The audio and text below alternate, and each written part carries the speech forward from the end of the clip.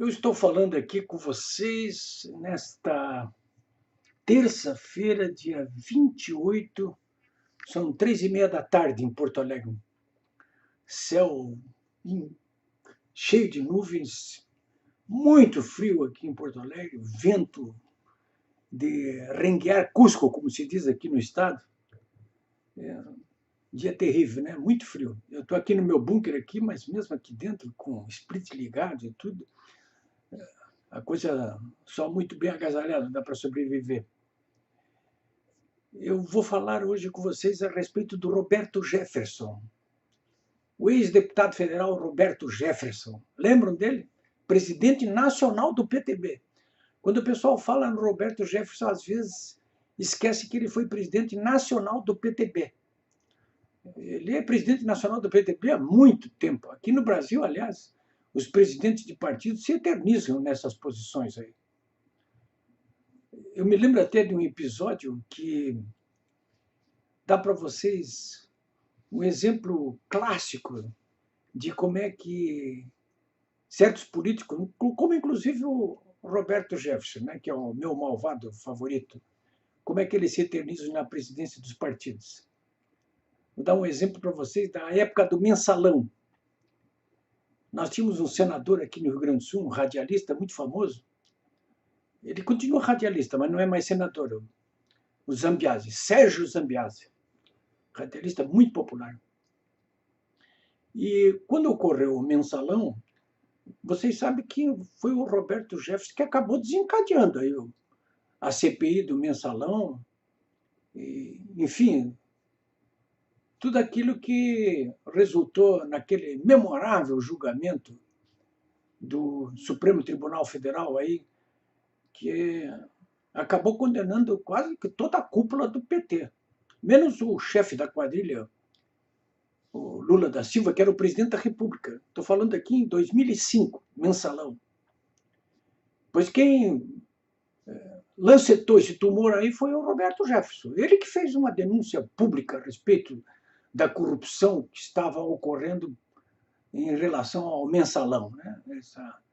Essa organização criminosa formada pelo PT, depois replicada na Lava Jato, e que resultou naquela ocasião lá, não apenas da cassação do mandato do então chefe da Casa Civil do presidente Lula, o Zé Dirceu, como deputado federal, ele era, inclusive, Zé Dirceu. Foi condenado para a cadeia e cumpriu.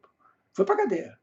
Não apenas ele, mas, enfim, quase a liderança toda do PT foi parar na cadeia.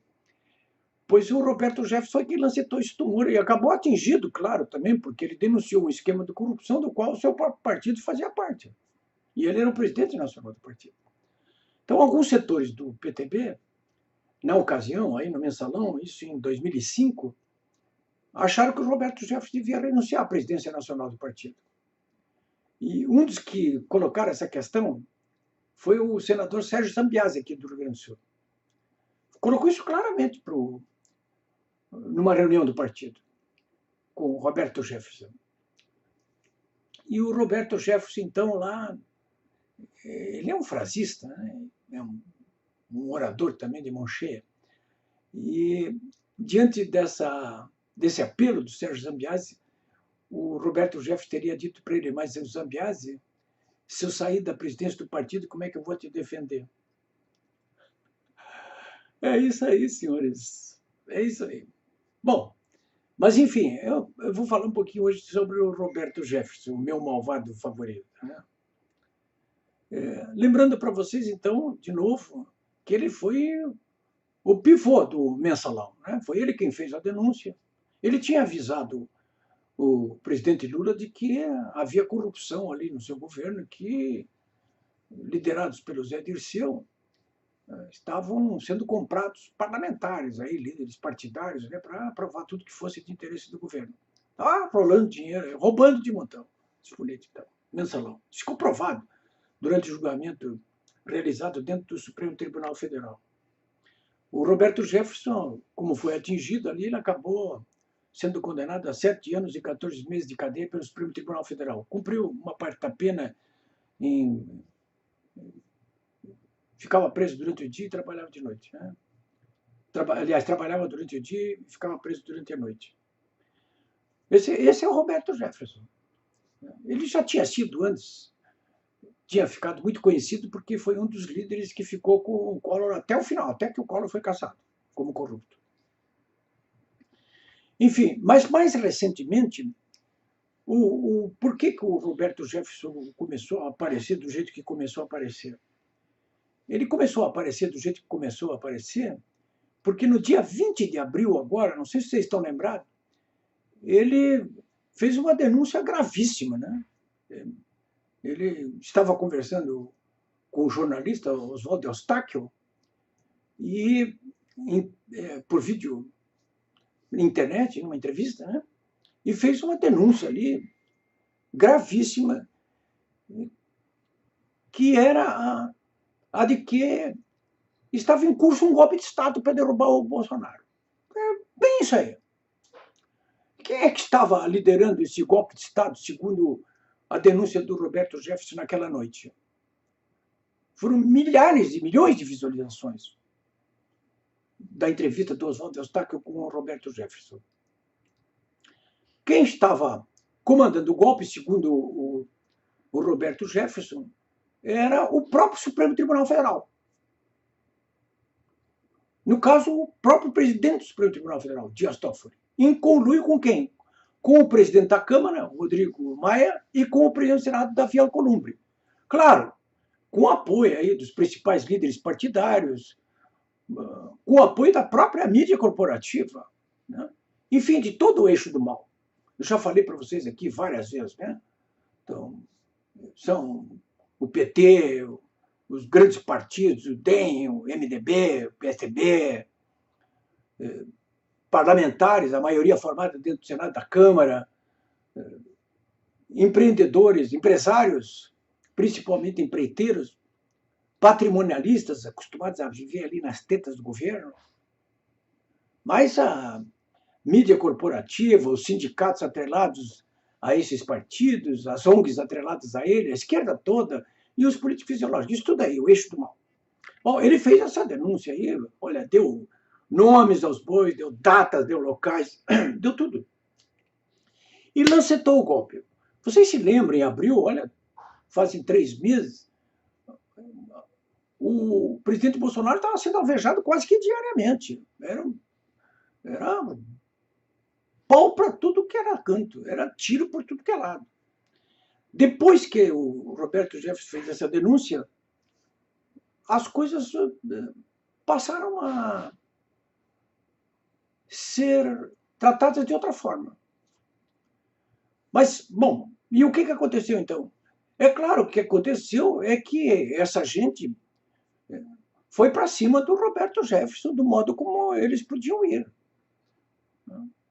Já havia em curso, dentro do Supremo Tribunal Federal, 2 inquéritos, um deles aberto a mando do próprio presidente do Supremo Tribunal Federal, o inquérito das fake news, vocês estão lembrados, o inquérito continua em curso, continua atuando esse inquérito aí, no qual o coordenador, o relator, é o Alexandre de Moraes, né, que tem mandado, que faz às vezes de delegado de polícia, faz às vezes de procurador ou promotor, como promotor ou procurador ele vai acabar fazendo a denúncia e juiz também ao mesmo tempo, porque é ele que foi julgado dentro do Supremo Tribunal Federal junto com os demais ministros. Enfim, é um inquérito absolutamente ilegal, inconstitucional, embora o Pleno do Supremo tenha homologado esse inquérito por ampla maioria, isso não quer dizer que ele não continue sendo uma aberração jurídica, né? Imoral, aético, intolerável, inaceitável dentro dos padrões de qualquer Estado democrático de direito. Esse é um dos inquéritos da fake news. O outro foi pedido pela Procuradoria-Geral da República, que é o inquérito chamado das ações antidemocráticas. Ambos são muito parecidos. Muito parecidos. E o relator aí, no caso, é o próprio Alexandre de Moraes também, que, diante de tanto poder entregue a ele, primeiro pelo presidente supremo Dias Toffoli e depois pela própria Procuradoria-Geral da República, começou a meter o pé pelas mãos, né? Mandou prender o jornalista Eustáquio, Oswaldo Eustáquio, que foi o entrevistador, se lembra do que eu disse ainda há pouco do Roberto Jefferson? Mandou prender uma ativista bolsonarista, Sarah Winter, mandou prender outros bolsonaristas, mandou fazer por 2 vezes busca e apreensão na casa do jornalista Alan dos Santos, publisher do Terça-feira Livre, e também foram cumpridos mandatos de busca e apreensão em 17 outros alvos, inclusive parlamentares, deputados federais, inclusive na casa do Roberto Jefferson. Mandou ouvi-los pela Polícia Federal, constrangê-los, mandou quebrar o sigilo bancário, o sigilo fiscal, o sigilo de telemático de dezenas de pessoas, inclusive de parlamentares, do próprio Roberto Jefferson. Foi uma sucessão de tropelias. Claro, o Roberto, muita gente aí ficou calada, ou reagiu de modo civilizado, digamos assim, entre aspas, né? Mas o Roberto Jefferson não faz isso, não.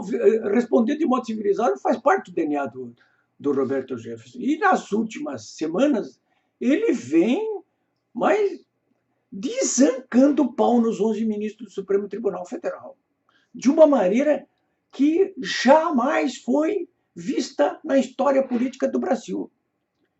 É a primeira vez que 11 ministros do Supremo Tribunal Federal são humilhados publicamente, são desnudados publicamente. O Roberto Jefferson tem ido continuamente para a televisão, para as rádios, para os meios de comunicação, aqueles que abrem espaço para ele, e não são muitos, e tem mostrado, olha, os reis estão nus. Os 11 reis estão nus. Ele não trata os ministros do Supremo Tribunal Federal como reis, ele diz que são 11 urubus. E nas últimas semanas, inclusive, o Roberto Jefferson tem se aplicado em demonstrar o que ele sabe a respeito de cada ministro desse. Para começar, ele tem denunciado aquilo que todos nós já sabemos, que não há um único magistrado de carreira entre os 11 ministros do Supremo Tribunal Federal, a não ser 2 que vieram da Justiça do Trabalho, que, segundo ele, é uma justiça meia-boca. Mas magistrado de carreira, fora esses 2 da Justiça Federal, da Justiça do Trabalho, não tem ninguém. São 9 advogados. Só, mais nada. E, além disso, denuncia o Roberto Jefferson, quase todos, ele diz que são lobistas. Quase todos. Por quê? Porque ou eles têm uma mulher, ou uma filha, ou algum parente, ou algum interesse em algum escritório de advocacia que está, inclusive, litigando dentro do próprio Supremo Tribunal Federal. A começar pelo próprio presidente do Supremo Tribunal Federal, cuja mulher é advogada e litiga quase que diariamente nas cortes superiores, né? A própria mulher de Dias Toffoli. Aliás, a revista Cruzoé, o blog antagonista, já fez denúncias a respeito disso aí. Da maneira com que o Dias Toffoli e a mulher estão ficando milionários, aí exatamente por esse tipo de atividade, né? Aliás, há poucos dias também, o jornalista Diego Scostec fez denúncias terríveis a respeito do presidente do Supremo Tribunal Federal. É claro que aquilo que a Cruzoé denunciou e aquilo que o Diego Scostec denunciou também, a mídia corporativa não está nem aí, nem esquece, nem fala nisso aí, nem toca nisso aí. Mas é isso que o Roberto Jefferson está mostrando de cada um dos ministros, né, do Supremo Tribunal Federal. E ele adjetiva cada um deles. O Gilmar Mendes, segundo o Roberto Jefferson, é um sapão. O Fux é um beija-pé. O Fachin é uma Carmen Miranda. O Barroso é um boca de veludo, né? E olha, o Roberto Jefferson chega ao ponto de dizer que dentre os 11 ministros tem 2 sodomitas. São acusações gravíssimas. E o que se pergunta sempre é o seguinte: mas como é que o Roberto Jefferson pode estar falando tanta coisa e ainda não foi preso ainda? O que está acontecendo?